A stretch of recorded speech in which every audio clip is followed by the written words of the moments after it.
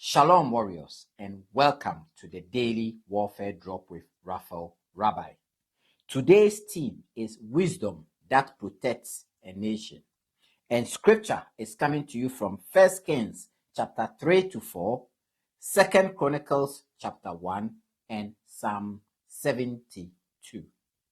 Warriors, today's reading shows a battlefield that affects everyone. Leadership without wisdom. When leaders lack the fear of God, the people pay the price.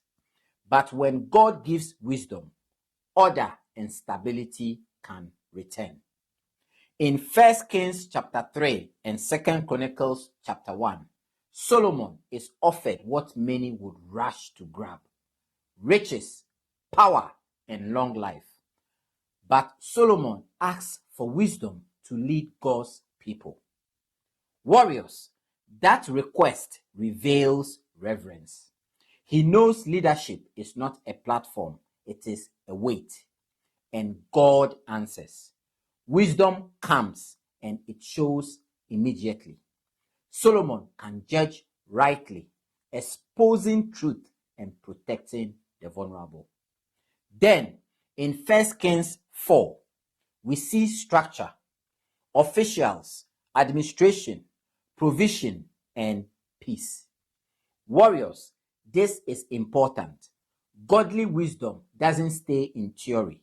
It shows up in decisions, systems, justice, and stewardship. In Psalm 72, takes it further.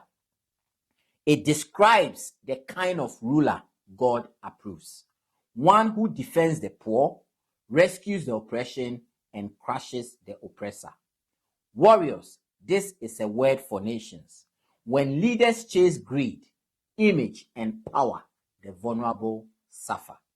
When leaders honor God's order, justice increases, the land can flourish.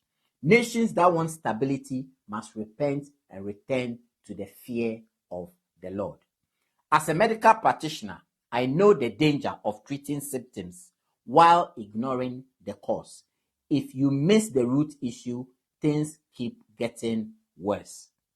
Wisdom is like diagnosis, seeing clearly, choosing rightly, and acting early before damage spreads.